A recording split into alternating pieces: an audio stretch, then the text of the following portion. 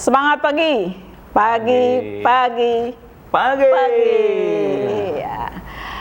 Selamat siang semuanya. Salam sehat bahagia untuk kita semuanya. Kita jumpa lagi di sini di dalam podcast Inspektorat Jenderal Kemendikbudristek. Ya, kali ini saya akan ditemani oleh tentu saja sebagian dari teman-teman ibu bapak sekalian sudah mengenal, yaitu Profesor Haryono Umar. Senyumnya Pak? Oke. Baik, oke. Kita cair aja ya. Kita ngobrol-ngobrol dengan Pak Profesor.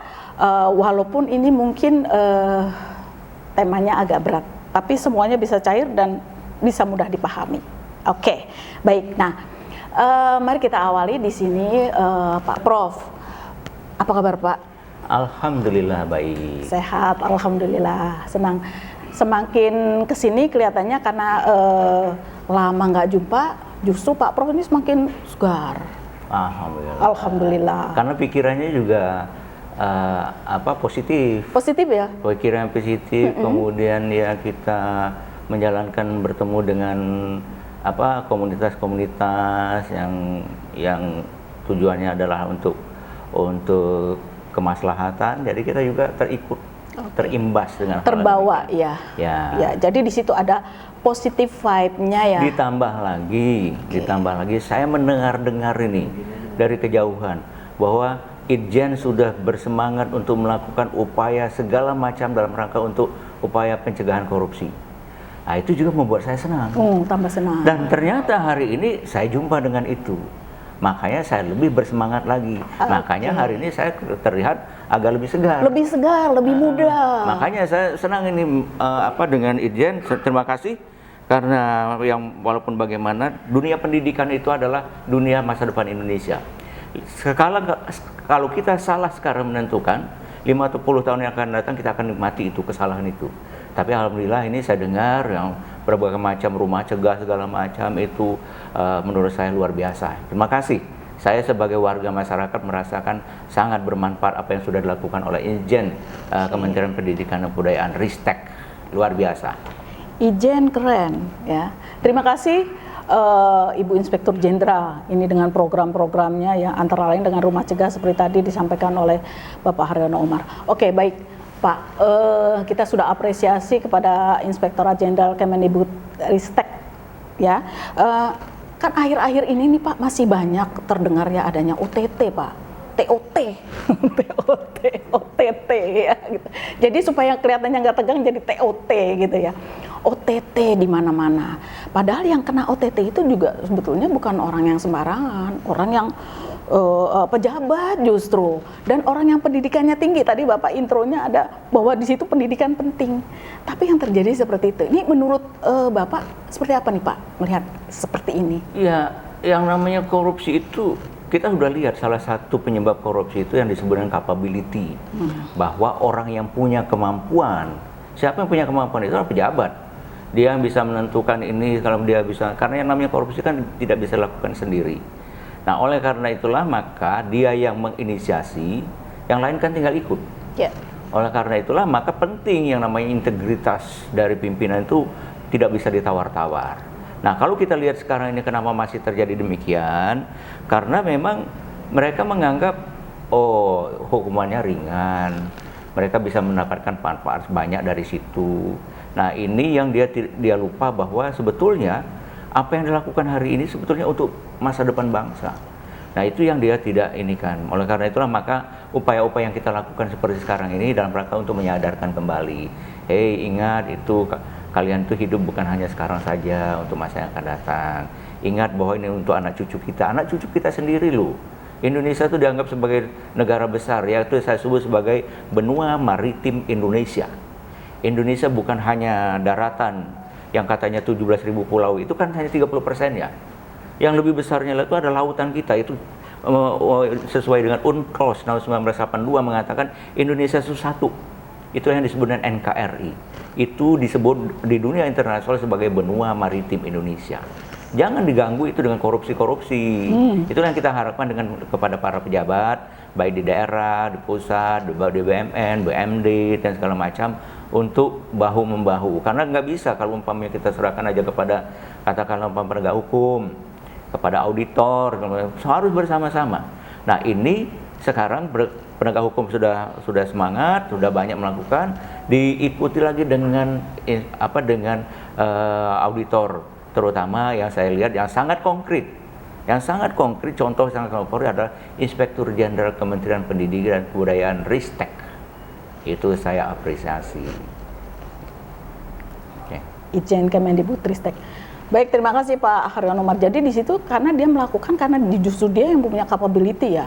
Harusnya capability dia digunakan justru untuk menjaga integriti, untuk menjalankan amanah. Tapi capability-nya untuk hal yang justru malah menghancurkan amanahnya itu sendiri. Dan itu juga karena dia terjadi yang saya sebut sebagai konflik of interest. Ada konflik of interest. Dia sudah di dalam menjalankan tugasnya bukan lagi untuk interest bangsa dan negara, bukan lagi untuk perusahaan, bukan lagi untuk organisasi, kementerian maupun Pemdanya, tapi untuk dia dan kroni-kroninya. Itu yang terjadi. Nah ini yang harus kita luruskan kembali dengan upaya-upaya pencegahan. Tidak cukup hanya ditangkap. Kalau ditangkap apa dia nggak tahu. Nah ini saya salah apa katanya. Saya cuma menerima gratifikasi kok saya ditangkap. Nah itu yang justru kita perlu melakukan upaya menyadarkan, memberikan pendidikan, memahami segala macam. Dan itu terutama kita lebih utamakan lagi kepada calon-calon pemimpin, para mahasiswa, para siswa.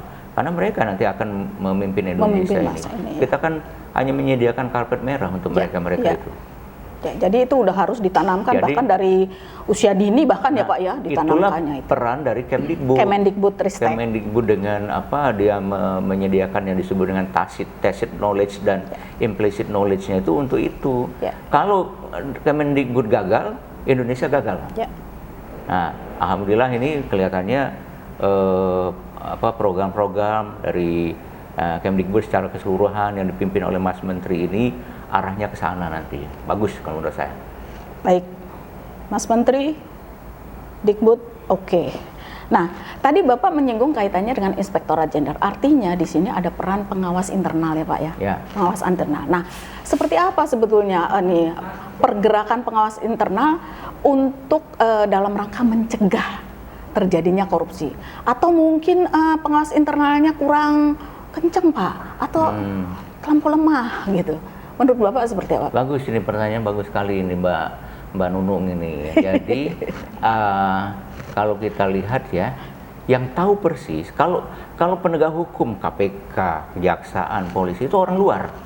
Dia nggak tahu apa yang terjadi dalam itu hari per hari, nggak tahu. Siapa yang tahu hari per hari adalah orang dalam. Siapa yang mengawas di situ adalah Inspektur Jenderal aparat pengawas internal, APIP-nya itu. Mereka yang tahu. Nah, oleh karena itulah maka mereka yang tahu ini harus juga punya kesadaran bahwa dan juga harus dilibatkan bahwa memang semangat dia, interestnya dia adalah untuk organisasi. Jadi kalau saya umpamanya contohnya Kemdikbud ya. Kemdikbud itu ada dirjen ini, dirjen itu segala macam ya. Itu punya peran beda-beda. Dirjen guru beda, dirjen dikti beda, tugasnya ya. Tapi tujuannya sama, satu. Itu yang saya sebut sebagai tim. Jadi Dikbud itu satu tim. Kalau tim tujuannya satu, bagaimana agar kita bisa menyediakan sumber daya manusia yang unggul sehingga Indonesia bisa bertumbuh. Harapannya seperti itu. Jadi nggak boleh saya dirjen guru, saya cuma memperhatikan guru aja, saya nggak peduli sama lain. Nggak bisa. Ini semuanya satu. Tujuannya satu sebagai suatu tim. Menteri itu hanya mengkoordinirnya saja gitu. Jadi tujuannya bukan tujuan menteri, bukan tujuan ini, tapi tujuan Kementerian Pendidikan dan Kebudayaan. Bentuknya apa silakan aja. Nah jadi kalau kembali kepada itu, Inspektur Jenderal APIP tugasnya meyakinkan bahwa tujuan ini bisa dicapai. Nah, bagaimana caranya? Dia caranya dengan banyak macam. Dia melakukan dengan evaluasi, dengan analisis, dengan audit tematik, audit ini segala macam, dengan pengawalan. Nah, intinya adalah 4 peran dari pengawas internal itu. Untuk mencapai itu tadi ya, ada 4 perannya. Saya sebut sebagai 4M. 4M. Kalau COVID 3M ya. 3M. Nah, kalau ini 4M. 4M. Lebih hebat loh daripada COVID, ya kan? APIP itu lebih hebat daripada COVID. Apa M yang pertama? Pertama, dia harus melakukan yang namanya mengarahkan. Mengarahkan. Karena kenapa dia harus mengarahkan? Karena dia paling tahu. Dia bisa melihat bagaimana kejadian di dalam sana. Dia tidak terlibat di dalam situ. Jadi dia bisa mengarahkan. Yang kedua, dia mendorong. Kalian bekerja, jangan bimbang, jangan takut, jangan ya itu kenapa telat itu. Pokoknya kerja. Itu aparat pengawas internal, mendorong. Yang ketiga, mencegah. Nah, dia harus mencegah ini. Jangan sampai umpamanya kejadian ini, jangan sampai masuk jurang, jangan sampai korupsi, jangan sampai ada ini segala macam. Dia harus mencegah. Untuk mencegah ini dia harus tahu. Ya kan, harus tahu. Harus dia memiliki yang saya sebut sebagai karakter. Apa karakter APIP? Karakter APIP itu yang pertama, dia memiliki kompetensi. Dia punya knowledge, skill, dan attitude. Kemudian dia memiliki independensi. Kemudian yang ketiga, dia memiliki skepticism. Apa itu skepticism? Skepticism itu ada 2. Pertama, dia tidak boleh percaya, tidak boleh terkena halo efek. Jadi mentang-mentang yang dia audit itu adalah orang yang cantik jelita, langsung dia kena halo efek. Yang jadi temuan. Saya sebut sebagai terpesona. Nah, terpesona. Aku terpesona. Ternyata Prof. Haryono Umar bisa melucu loh. Auditor internal nggak boleh terpesona. Dia tidak boleh mudah percaya. Yang kedua, dia tidak boleh menuduh. Nggak boleh. Ini langsung dengan tuduhan-tuduhan nggak boleh. Artinya apa? Dia harus mengumpulkan dulu informasi sebanyak-banyaknya. Yang keempat, tugas dia yang keempat itu adalah menghentikan. Kalau dia lihat ini akan terjadi korupsi, dia hentikan. Bagaimana cara hentinya? Dia buat rekomendasi kepada menteri. Mas menteri ini berbahaya bla bla bla bla. Nanti yang menghentikan adalah menteri melalui rekomendasi dari Inspektorat Jenderal. Nah, itu kan, itu peran dari Inspektorat Jenderal. Atau auditor internal. Dan itu semua bukan hanya di Dikbud. Cuman kalau saya lihat di Dikbud yang lebih aktif untuk menjalankan 4 peran ini. Dia lebih aktif di situ. Dan ini saya harapkan nanti terus. Jangan berhenti. Konsisten terus. Harus terus-menerus digaungkan terus-menerus dengan komandannya Ibu Irjen, kemudian komandan lapangannya nih yang paling hebat nih, sahabat saya nih, Bapak Sunarto alias Acil Sebastian. Top, Marco top. Oke, baik. Ya, 4M, mendorong, mengarahkan, mendorong, mencegah, menghentikan. Nah, tadi kan ada peran mencegah. Nah, pencegah di sini sekarang Inspektorat Jenderal sudah banyak program-program, bahkan gerakan-gerakan dalam pencegahan. Nah, ketika menghentikan, bagaimana si auditor ini bisa mengetahui, Pak? Misalkan di dalam suatu ketika melakukan pengawasan, baik itu audit maupun yang lainnya, khususnya audit lah ya, di situ bisa melihat bahwa di situ ternyata ada korupsi. Nah, hari ini juga kan saya mendengar nih Prof. Haryono Umar kan melakukan satu penelitian gitu. Apa sih sebetulnya yang mendasari Prof. Haryono Umar melakukan penelitian yang saya dengar itu judulnya deteksi korupsi HU model. Nah, ini mungkin apakah bisa bermanfaat atau bisa digunakan kaitannya dengan ini tadi untuk menghentikannya ini? Walaupun tadi Bapak kan menyampaikan ya berani menyurati kepada menteri bahwa yang ini harus begini, direkomendasikan sebagai hal yang tadi disebutkan Prof. Haryono Umar. Monggo silakan, Prof. Bagus juga nih pertanyaannya. Jadi yang pertama, kalau dia ingin menghentikan sesuatu, dia harus tahu dulu dong. Jangan main henti-hentikan aja. Nggak tahunya itu udah bagus, tapi dihentikan aja malah berbahaya. Berbahaya. Jadi dia harus tahu dulu. Makanya tadi saya mengatakan harus skeptisism. Nggak boleh terpesona. Terpesona. Aku terpesona. Nggak boleh. Nggak boleh juga dia main menuduh-menuduh ada. Ini saya hentikan, nggak boleh juga. Harus ada dasarnya. Harus ada dasarnya. Nah, oleh karena itulah maka selama ini kan nggak ada itu. Nggak ada alatnya untuk melakukan itu. Bukan hanya di Indonesia, tapi di luar negeri juga. Banyak auditor-auditor kelas dunia, the Big Four, the Big Five, nggak mampu dia melihat itu. Karena komplikasinya korupsi itu. Ibaratnya kalau itu orang maling itu adalah flu, kalau ini adalah COVID-19. Nggak bisa kita melihat COVID-19 itu dari pandangan mata aja kan nggak bisa, nggak kelihatan dia OTG orang itu, orang tanpa gaya. Nah, jadi kaitannya dengan itu sejak tahun 2016, bukan ujuk-ujuk tahun 2001. Ya. Sejak tahun 2016 sudah ada saya menghasilkan buku namanya Corruption the Devil. Corruption 600 halaman. Di dalam Corruption the Devil itu saya mengajukan model baru penyebab korupsi yang namanya fraudster. Di dunia tahun 1953 itu dari Donald Creasy namanya fraud triangle. Tahun 2004 diperbaharui oleh namanya Hermansen and Wolfe menjadi fraud diamond. Tahun 2016 HU memperbaiki lagi menjadi fraudster. Dan sekarang itu sudah diakui oleh di dunia, gitu kan? Sebagai salah satu model untuk penyebab korupsi. Kemudian model ini saya tindak lanjuti dengan membuat namanya buku audit forensik tahun 2019. Tahun 2020 kita keluarkan lagi namanya bagaimana mendeteksi yang si fraudster ini. Kan itu fraudster penyebab korupsi itu. Ya. Opportunity, pressure, rationalization, capability, dan yang terakhir lack of integrity. Nah, ini bagaimana ini agar tidak terjadi? Kalau ini bisa dideteksi, selesai itu. Nggak banyaknya korupsi seperti sekarang ini. Nah, oleh karena itulah maka di tahun 2020 saya launching bukunya, Detecting Corruption How Model. Untuk itu saya ikuti juga dengan jurnal internasional, keluar juga jurnal internasionalnya. Sehingga publik tahu, ya kan? Oh begini ya. Karena di selama ini dunia nggak punya itu. Nah, kemudian alhamdulillah ini tahun 2021 ini Dikti memberikan perhatian yang amat sangat. Karena dia melihat oh ini penting, maka diberikanlah kami itu yang namanya PTUPT, penelitian terapan unggulan.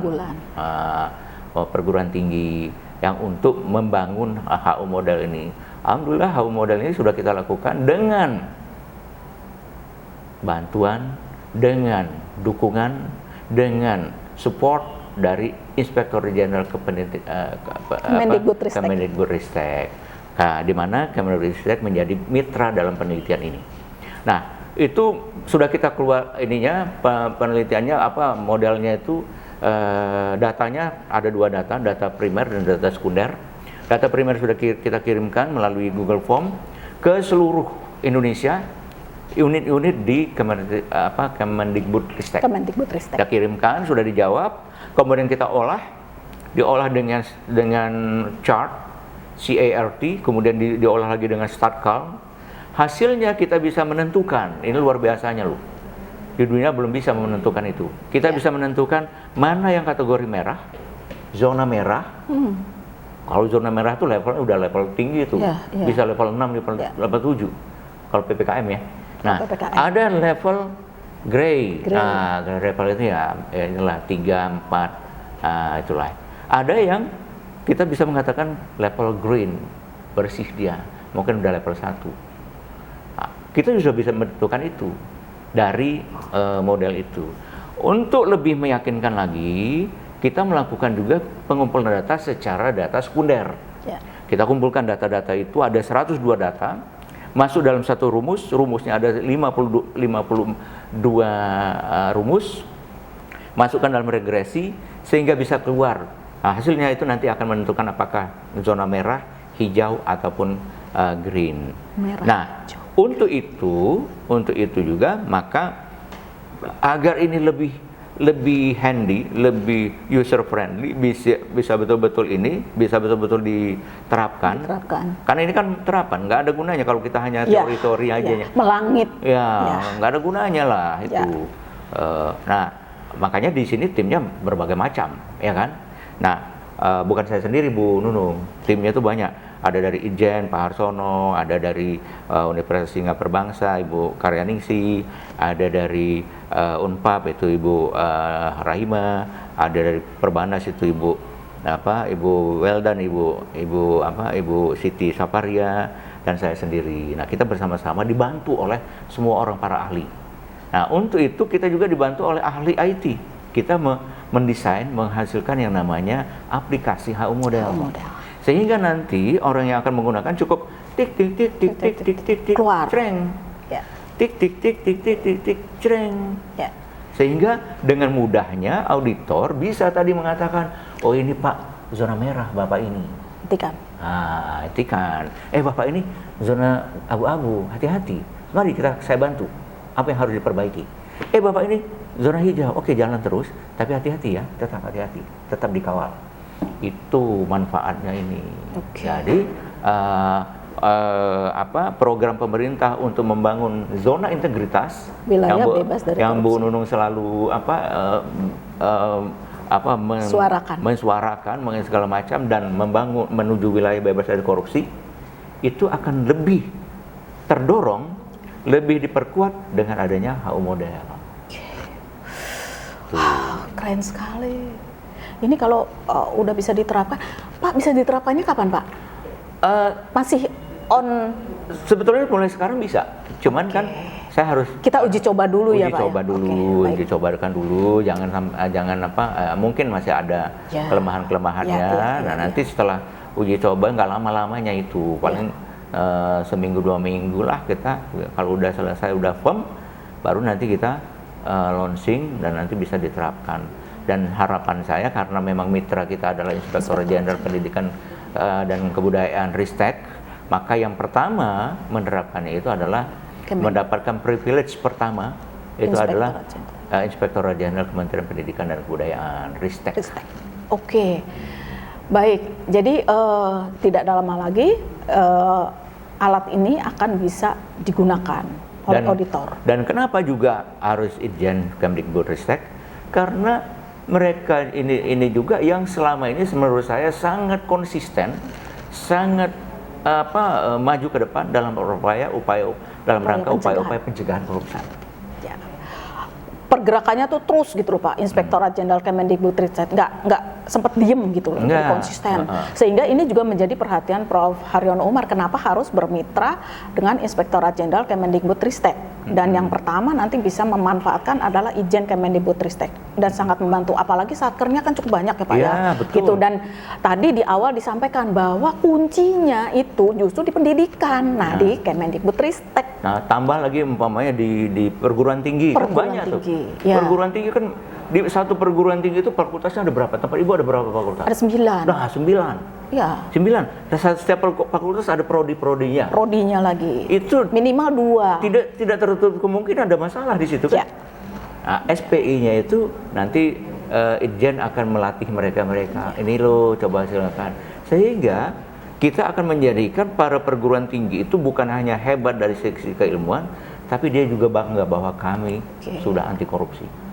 Oke, keren sekali. Dan nanti jadi yang dikatakan predikat zona integritas wilayah bebas dari korupsi itu benar-benar semakin kuat karena sudah ada itu tadi ya Pak ya, bisa terdeteksi dan bisa terhindari itu tadi, akan ketahuan yang merah, hijau, dan grey. Jadi dia mengatakan saya sudah menuju wilayah bebas dari korupsi, dia green. Kalau masih merah jangan, jangan dulu. Betul. Jadi untuk memberi penguatan justru kepada situ ya Pak ya, dari deteksi itu. Oke. Semoga ini podcast hari ini bisa didengar oleh seluruhnya, dan juga terima kasih pada Kemenpan RB yang sudah melakukan penilaian ZTWBK. Mudah-mudahan bisa dikuatkan lagi dengan deteksi ini tadi, deteksi korupsi HU model, sehingga semakin kuat. Jadi yang diperolehnya itu benar-benar ZIWBK yang bulat gitu. Jadi nggak ada sayap-sayapnya. Baik, terima kasih Profesor Haryono Umar. Hari ini benar-benar kita semua akan mendapatkan ilmu yang sangat bermanfaat, dan tadi dalam suasana yang santai, bahkan Profesor sempat bernyanyi ya. Saya pikir Profesor nggak bisa bernyanyi, tapi banyak juga ya Profesor bisa bernyanyi, termasuk ini tadi Bapak terpesona. Nah, sebelum mengakhiri, sudah sepantasnya saya juga mengucapkan, mungkin Profesor Haryono Umar juga mengucapkan terima kasih kepada Ditjen Dikti yang telah memberikan hibah penelitian ini. Betul, saya sangat berterima kasih. Dengan itu, maka kita bisa menghasilkan seperti ini loh. Betul-betul ini kontribusi, bukan hanya penelitian yang nanti ditaruh di tempat di laci. Ya. Kita enggak seperti itu. Itu betul-betul nanti diterapkan. Tapi kenapa bisa seperti itu? Karena ada bantuan dari pihak Irjen juga. Tanpa bantuan itu nggak bisa juga. Tidak bisa. Dan tentunya ini kan karena 3 tahun. Ini tahun pertama, nanti tahun kedua akan kita tindak lanjuti lagi sehingga nanti betul-betul kontribusinya kepada upaya kita membangun wilayah bebas dari korupsi, sehingga yang penanganan korupsi itu bukan diserahkan saja kepada penegak hukum. Kalau penegak hukum kan tinggal gini gampang dia ikuti KUHAP, tangkap, OTT. Apa menyelesaikan masalah? Enggak. Malah ibaratnya orang gatal digaruk tambah merebak kemana-mana kan? Nah itu nggak boleh begitu. Orang gatal kasih obatnya. Diobatin. Adem dia kan? Nah upaya kita seperti itu. Dan untuk tahu sakitnya itu tadi merah, hijau, apa grey harus dideteksi. Kalau dia merah tentu saja obatnya begini, hijau obatnya begini, grey obatnya begini. Wis, keren. Jangan sampai kita gatal di sini, garuk di sini. Kan bisa kan? Sering kan kita bisa, begitu. Sering, Pak. Di mana ya? Kok gatal tapi di mana nih? Iya. Sering gitu. Kenapa? Kita nggak punya alat deteksi. Nah ini dengan alat deteksi ini kita bisa menilai seberapa parahnya gatalnya ini. Kalau cuma nggak begitu-gitu, kasih ini aja balsam dikit sembuh. Jangan pakai pisau, kuruk malah bahaya. Malah jadi luka. Iya kan, dengan pisau itu maksud saya tangkap.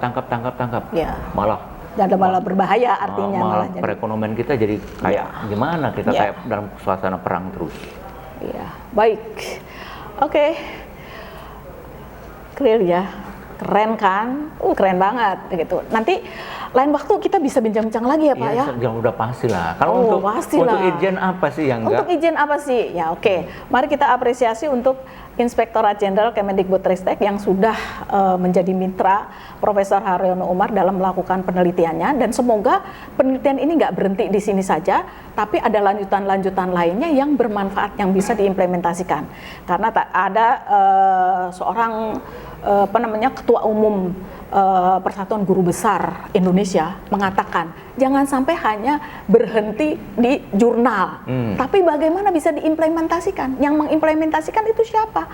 Institusi, kementerian gitu. Jadi tidak berhenti di situ.